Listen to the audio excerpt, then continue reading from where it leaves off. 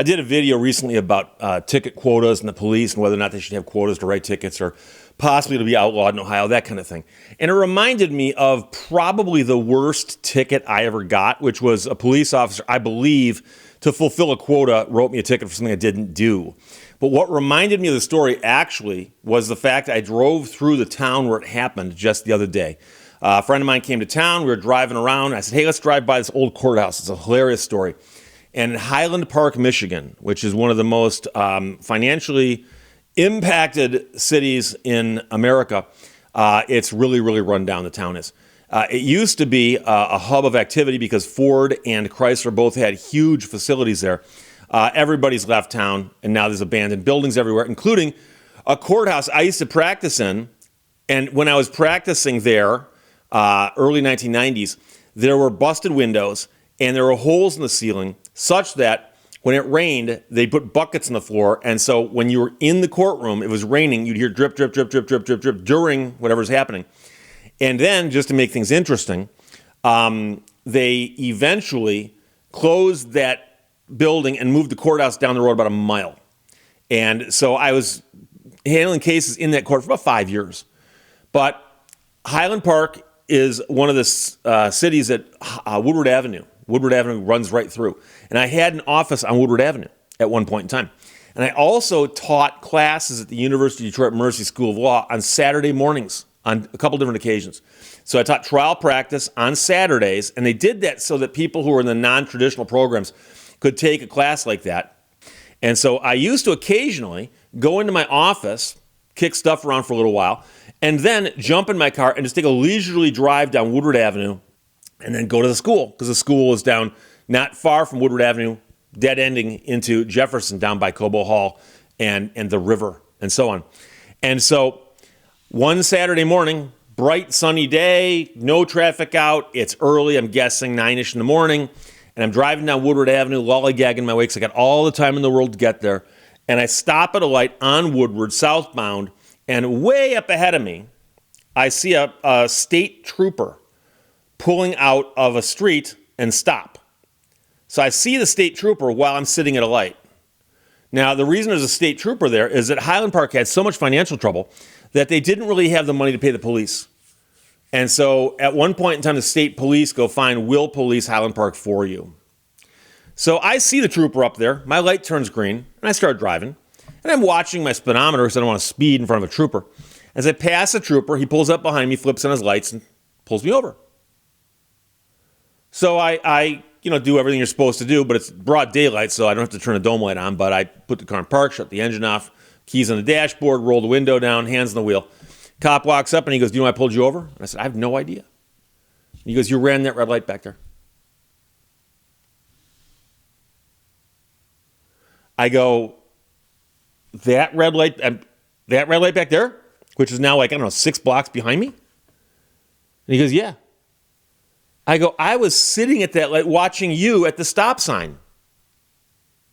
He goes, no, you didn't even slow down. He goes, you just blew right through it.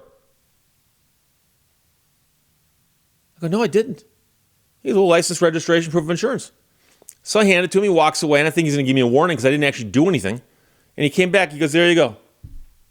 Disobey stop traffic device. He gave me a ticket for running the red light. It's 3 points.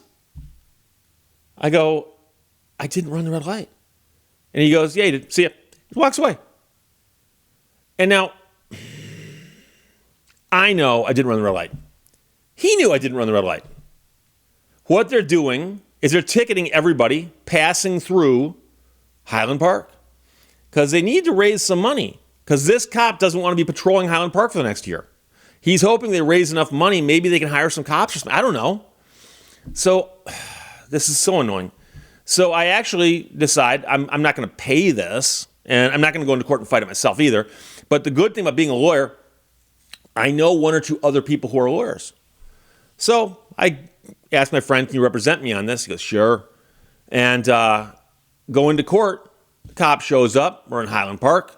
We're in the new courthouse, though, the different courthouse. It would have been more fun to be in the courthouse with the leaky roof, but it wasn't raining that day. And my friend, the lawyer, goes and talks to the prosecutor and goes and talks to the cop, and the cop is insistent that I watched him. He didn't even slow down for it. Now, here's the thing. I've mentioned this before. The standard of proof on a civil infraction is more likely than not. I tell the judge that I stopped and watched the cop up there, and he says, no, I was there, and oh my gosh, that guy's blew the light. I couldn't believe it. Who's the judge going to believe? Well, the police officer is a professional observer. They've been trained to observe. You, however, probably not a trained observer. So my attorney friend, and I said, look, I go, here's the deal. We're never going to win if we go to trial in front of this judge. However, see if you make it a non-moving violation, because I suspect all they want is the money. And my friend comes back and goes, yeah, blockading traffic, which is like a bad parking ticket. And the good news is, I've mentioned this before, the money from a blockading traffic ticket goes to the city, not to the state. Speeding ticket, some of that money would go to the state. Funny how that works. So the prosecutor said, fine, we'll knock it down. Now, the interesting thing is that if I had legitimately run a red light, they might have said, no, we're not going to knock it down all the way to 0 points. I'm pretty sure it's 3 points. I'm pretty sure. I'll double check. If I double check and it's only 2 points, I'll have to go back and clean up something I said a few minutes ago. But they wouldn't have just knocked it down to 0 points. Now, the interesting thing is that my driving record at that time was clean. So, there was no points on my driving record. But I'm guessing, if I had to guess the year on this, it would have been about 2005, maybe? 2006? I'm ballparking based on the car I was in and when I was teaching downtown. But be that as it may, I know some people are going to say, Steve, you should have fought it on principle. Principle sometimes is a nice sounding thing. But when you have a 99% chance of losing on principle and getting 3 points on your license and paying hundreds of dollars in fines, or 100% chance of no points, no moving violation, and paying, believe it or not, a lesser fine. It turned out to be a tiny little bit less. I'll take the 100% chance of 0 points than the 1% chance of beating that ticket at a formal hearing. So that's what I did. But why did I get the ticket? Because the state cops, whether they had a quota or not, I don't know. But the state cops were down there just handing out tickets, just boom, boom, boom, boom, boom. You get a ticket. You get a ticket. You get a ticket. And like I said, Saturday morning, no traffic. Place is it's a ghost town, more ways than one. It's sunny out. It's dry out. Nobody else in the road. I'm stopped at a light, and I see the state cop up there, and he pulls up the stop sign, and he's about to go to traffic, and he stops. He and I are stopped at the exact same time, but I'm at a red light. My light turns green. I pull forward. He pulls up behind me and says, I saw you blow through the sign. You didn't even stop. And the weird part about this is the cop doesn't have to lie to you. The cop could just say, give me your license, registration. I'll be back in a second. Here you go. There's a ticket. Now, the ticket's a lie. It is. Ticket's a lie. But when he says, I saw you blow through that light, you didn't even stop, he wants me to think that maybe I'm misremembering or something. The old gaslighting thing.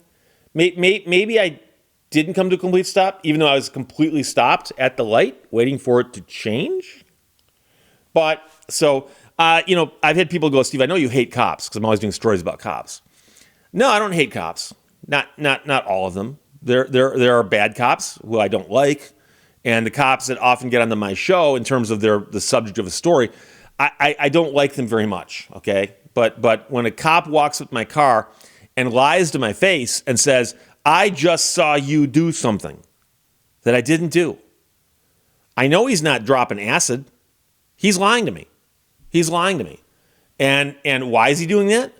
He's doing that because he needs to justify somehow the fact that he's writing a bogus ticket.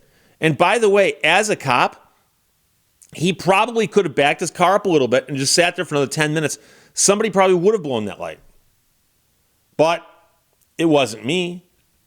So that's my story about the cop writing me a bogus ticket on a Saturday morning. I was reminded of that doing the video recently about ticket quotas. Whether these cops had quotas or just were simply told, go out and write tickets, the city needs the money. Highland Park was a city that a while back had trouble paying their electric bills. And I believe at one point in time, many of the overhead streetlights were shut off in an attempt to save power. But another story for another day. Questions or comments, put them below. Let's talk to you later. Bye-bye.